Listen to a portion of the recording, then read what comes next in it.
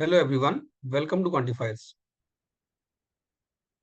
In this set, it is given that 68 pencils are distributed among 8 students A, B, C, D, E, F, G, H, such that everyone got at least 5 pencils and no two students got the same number of pencils. And then we have these 4 points given to us. So basically हमें यहाँ पे एक तरह से arrangement का set है जिसमें हमें डिफरेंट स्टूडेंट्स को डिफरेंट नंबर ऑफ पेंसिल्स को डिस्ट्रीब्यूट करना है. ठीक है कि ए को कितनी पेंसिल मिल रही है, बी को कितनी मिल रही है, एंड सो ऑन. तो टोटल हमारे पास जो पेंसिल्स हैं दे आर 68. ठीक है, and everyone is getting at least 5 pencils but no two students are getting the same number of pencils. ठीक है जी. अब उसके बाद आगे इन्फॉर्मेशन है that C got as many pencils more than D as F got less than G. E got exactly 11 pencils. A got twice the number of pencils than B. C got more pencils than each of F and H but less than G. चलिए देखते हैं. तो first of all तो देखो, पहली बात तो हमें ये देखना पड़ेगा कि नंबर्स जो हम डिस्ट्रीब्यूट कर रहे हैं A B C D E F G H में, वो नंबर्स क्या है. ठीक है, जब तक वो नंबर्स नहीं मिलेंगे इन पॉइंट्स का कोई मतलब नहीं है. ये पॉइंट्स हम तभी यूज कर सकते हैं जब हमारे पास एग्जैक्ट नंबर्स हो पेंसिल्स के कि कितना कितना नंबर मिल रहा है किसी को, और हर किसी को कम से कम 5 तो मिल रही हैं. ठीक है, और एक काम करते हैं. मान लो कि पहले स्टूडेंट को हमने एक्स दी. अब क्योंकि हर एक स्टूडेंट को डिस्टिंक्ट नंबर ऑफ पेंसिल मिल रही है, तो अगर पहले को एक्स मिल रही है तो दूसरे को x+1. ठीक है, अगले को x+2, फिर x+3, x+4, x+5. ये आ गया आपके पास. अब अगर मैं इन सबको ऐड करूं, इन सबका जो टोटल होना चाहिए वो कितना बनेगा. देखो एक्स आ रहा आपका 8 टाइम्स, 8x इनका टोटल बन गया. 1+2+3 अप टू 7 करेंगे तो ये बनेगा 28. ये आपका जो टोटल होना चाहिए it should be equal to 68. तो ये 68 के इक्वल है. तो यहां से हमें 8x मिल गया 40 और x मिल गया 5. और बोला भी ये गया है that everyone gets at least 5 pencils. तो यहां से मेरा काम बहुत इजी हो गया कि हर किसी को कम से कम 5 मिलनी है. और x is the least number of pencil जो हम किसी को दे सकते हैं, उसका नंबर बाई चांस आ भी 5 ही रहा है. इसका मतलब जो हम पेंसिल्स डिस्ट्रीब्यूट कर रहे हैं उनका नंबर है 5, 6, 7, 8, 9, 10, 11 और 12. इसमें हम सारी की सारी 68 पेंसिल्स डिस्ट्रीब्यूट कर देंगे. ठीक है, अब मेरे पास नंबर्स आ गए कि हम कौन कौन से नंबर्स बच्चों को दे रहे हैं. अब इसके बाद जो अगले पॉइंट से उनका मीनिंग बनेगा, उनका जो यूसेज है वो होगा. तो फर्स्ट पॉइंट कह रहा है C got as many pencils more than D as F got less than G. तो सी को डी से जितनी ज्यादा मिली है, एफ को जी से उतनी कम मिली है. अब सी को डी से कितनी ज्यादा मिली है ये कैसे निकालेंगे. ये आएगा सी माइनस डी. सी को डी से कितनी ज्यादा मिल रही है, दैट मीन उनका डिफरेंस. और ये किसके इक्वल है, जितना एफ को जी से कम मिला, यानी कि जी माइनस एफ. तो यहां से आप कह सकते हो कि सी प्लस एफ की वैल्यू जो है वो डी प्लस जी के इक्वल है. ठीक है, जी प्लस डी के इक्वल होगी. C plus F is equal to G plus D. E got exactly 11 pencils. तो जो 11 जो है ये तो ई को जाएगा. A got twice the number of pencils than B. अब ट्वाइस में देखो क्या कॉम्बिनेशन बनते हैं. एक तो बनता है कि ए को आप दे दो 10 पेंसिल्स, क्योंकि 5 का डबल 10 दिख रहा है, 6 का डबल 12 दिख रहा है, 7 का डबल 14 नहीं है. ठीक है, तो एक केस तो बन सकता है कि ए को 10 दे रहे हो आप, और कॉरस्पॉन्डिंगली बी को दे रहे हो आप 5. ठीक है, या दूसरा केस बन सकता है कि ए को आप देंगे 12 और बी को देंगे हम 6. ये पॉसिबिलिटीज है.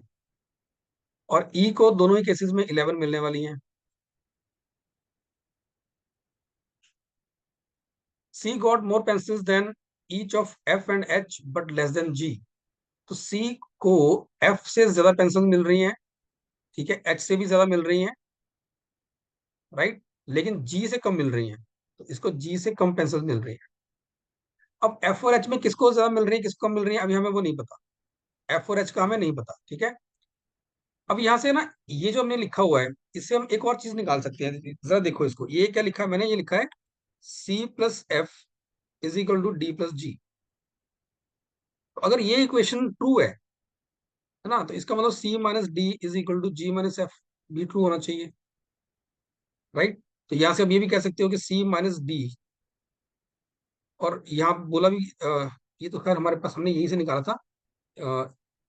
हमें रिलेशन देखना एफ और डी में. हाँ, एफ माइनस डी जो होगा वो जी माइनस सी के बराबर होगा, है ना। F minus D is equal to G minus C.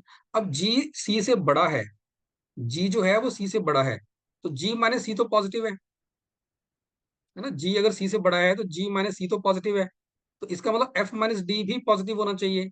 अब अगर एफ माइनस डी पॉजिटिव है, इसका मतलब एफ में की जो पेंसिल्स हैं वो डी से ज्यादा होनी चाहिए, एफ की पेंसिल्स डी से ज्यादा होंगी।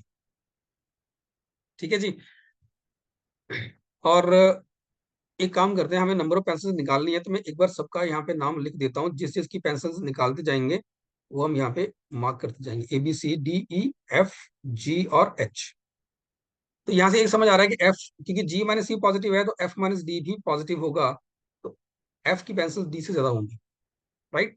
तो ये हमारे पास जो फाइनल इनइक्वालिटी बन के आ रही है वो ये आ रही है कि G is greater than C greater than F greater than D and C is greater than H. ठीक है। अब इसके बाद देखते हैं जी, अब एच और एफ में क्या रिलेशन है, एच और डी में क्या रिलेशन है, हमें नहीं पता, पहली बात। अब मुझे इतना पता है कि ये दो केस बनने वाले हैं, राइट। क्योंकि ए के पास नंबर ऑफ पेंसिल्स बी से डबल है, तो या तो ए के पास 10 और बी के पास 5 होंगी, या फिर ए के पास 12 और बी के पास नंबर 6 होगा।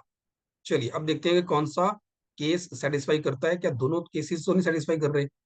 Let's see that now. अब पहले केस में देखो हमारे पास नंबर कौन कौन से बचे हैं, 5 चला गया, हमारे पास बचा 6 7 8 9 और 12। ठीक है, ये नंबर बचे हैं इनमें से, जो यहाँ पे नंबर लिखे हैं इनमें से ये नंबर 5 यहाँ बचे हैं, 3 हमने दे दिए, 6 7 8 9 और 12। अब मुझे यहाँ पे दिख रहा है कि सी के पास जो पेंसिल्स हैं एफ से ज्यादा हैं, डी से भी ज्यादा हैं, एच से भी ज्यादा हैं। तो सी के पास पेंसिल्स 3 लोगों से ज्यादा तो हैं, वो कौन है, एफ डी एच। ठीक है। और जी से कम है, और यही लोग बाहर बैठे हुए भी, D C D F G H, यही 5 लोग हैं जिनको आपने ये 5 पेंसिल्स डिस्ट्रीब्यूट करनी है, 5 नंबर्स डिस्ट्रीब्यूट करने हैं।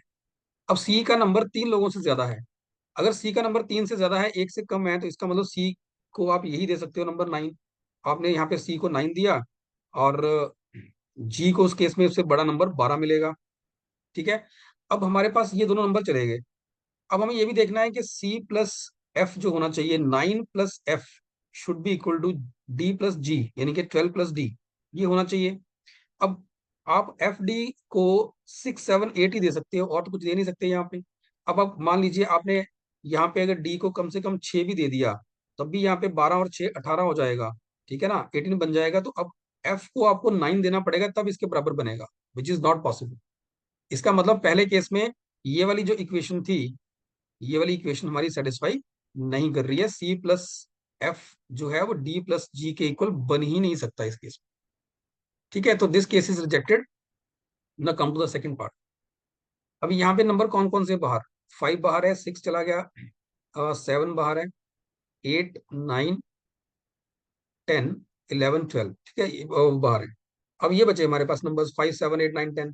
अब इस केस में अगेन सेम लॉजिक, सी का नंबर 3 से ज्यादा है तो सी शुड बी 9, और इस केस में आप जी को देंगे 10। ठीक है, जी की वैल्यू 10 आएगी, और वापस यहीं पे आते हैं, तो सी प्लस एफ, यानी कि 9 प्लस एफ आपका डी प्लस जी 10 प्लस डी के बराबर होना चाहिए। तो अब आपने 9 10 तो दे दिया, अब ये यही नंबर बचे आपके पास 3। तो यहाँ पे क्या पॉसिबिलिटी है, 10 + 5 करेंगे 15 नहीं बनेगा। ठीक है, यहाँ पे 15 नहीं बन सकता। अगर आपने डी को 5 दिया तो यहाँ 15 हो जाएगा, यहाँ 15 नहीं बन सकता। ठीक है। अगर 7 दूं मैं डी को, अगर यहाँ पे 10 + 7 लिखें 17 हो जाएगा, यहाँ पे 9 + 8 लिखें तो 17 हो जाएगा, ये सेटिस्फाई कर गया। इसका मतलब ये हो गया कि ए की वैल्यू 12 होनी चाहिए, बी के पास 6 पेंसिल्स होनी चाहिए, सी के पास होनी चाहिए 9। ठीक है। और डी के पास यही 7, ई के पास तो 11 है ही है। ठीक है।